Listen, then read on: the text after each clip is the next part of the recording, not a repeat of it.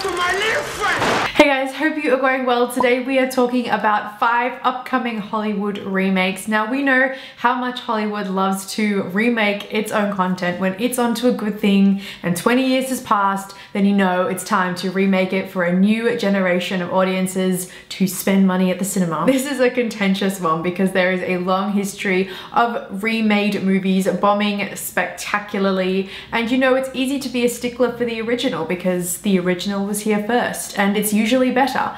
Not always, but usually. And the main reason we are talking about Hollywood remakes today is because it is coming out next Thursday and I'm going to be seeing it on Thursday. I did my homework just last night. My friend and I watched the original 1990 version of it. We're about 2 hours into the original It. It's a marathon. You'll float too. You'll float too. You'll float too. You'll float too. We made it through. We made it. We made it. That is a long made-for-TV movie, that version of It, but we were doing our homework in preparation for the release of the remake It, which is next week, and that looks genuinely terrifying. I am not even joking when I say I'm gonna have to catch a taxi home because I'm gonna be too scared to walk. Remakes of movies generally happen for one of 2 reasons. Either 1, the kids who grew up on the original movie are now old enough to have kids of their own who can enjoy a remake. Money. Or 2, it's a successful foreign film being remade into English because we all know Hollywood ain't about that subtitle life. Also money. Today we're looking at straight remakes, not sequels or requels or retreads or whatever you want to call it. These are like more strictly speaking, straight page by page, paint by numbers remakes. Let's kick this countdown list off at number 5 with Charlie's Angels. Now my first introduction to Charlie's Angels is the 2000 version with Cameron Diaz, Drew Barrymore and Lucy Liu. I saw this movie when I was 12 and trust me, it was the shit. 3 bombshell badass women taking down crime, wearing cute outfits and fighting like badass bitches. Of course I love this. So the 2000 version that I love is itself a remake from the 1970s TV show, but I never saw any of that. But it's not surprising that this is being remade again decades later for another generation of audiences. So because this new Charlie's Angels of 2019 will be a remake of a remake, can't really be mad at that. Plus, it's Elizabeth Banks at the helm and she's great. I trust her to do a good job of this, as long as with the tone they don't take it too like action serious and they remember to have fun with it. Next up, it's a very unwelcome remake of Germany's juggernaut success of 2016 with the Oscar-nominated film Toni Erdmann. This one is directed by Maren Ade, the black father-daughter dramedy.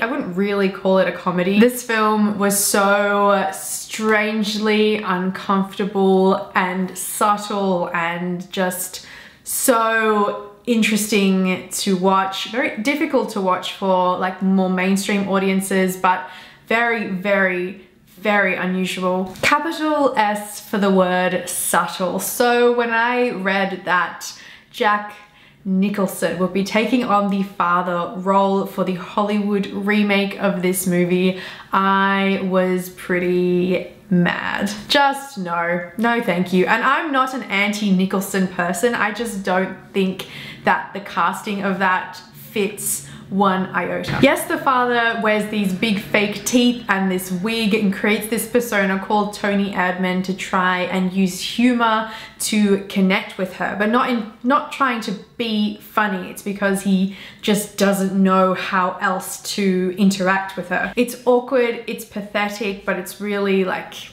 naturalistic. I think that's the style. So if this was played straight comedy like Robert De Niro in Meet the Fockers. Like, that's what I'm imagining Jack Nicholson doing, and it just feels so wrong. I can't tell you how against this remake I am, even with Kristen Wiig being cast as the daughter, and I love her. I just the German one is perfect. Why try and remake it? America remaking foreign movies.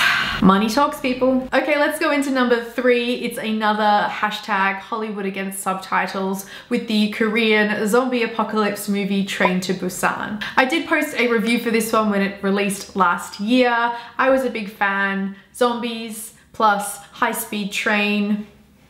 There's nothing much more to say. This one was a surprise hit, not just in Korea where it like broke box office records for the biggest single day gross ever, but it also did really, really well abroad too. This is the kind of genre movie that doesn't specifically need to be set in Korea. It's not vital to the context of the greater story, like within the actual movie itself and as a genre piece anyway. So because of that, a remake of this one could actually work quite well.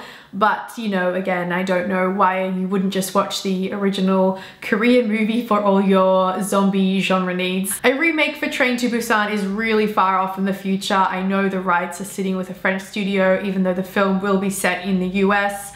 But there's no director or cast attached as yet, so we'll just have to wait and see. Next up at number 2, it's a childhood movie that for me was very, very near and dear to my heart. It's Disney remaking itself with a Disney live action remake of The Lion King. Actually, it was my younger sister who was even more obsessed with The Lion King than I was, if that's possible. Yeah, we were both really obsessed as little children and would go around the house belting out Hakuna Matata to anyone who would listen. I'm surprisingly confident at this point that a live action remake of the 1994 cartoon The Lion King will be pretty good, seeing as how it's directed by Jon Favreau, who did The Jungle Book last year, and that was a live action remake, and that was amazing. So because of that, I'm actually really, really looking forward to it. I'm going to be curious to see if they keep the majority of the original songs. I do believe this one is also going to be a musical, but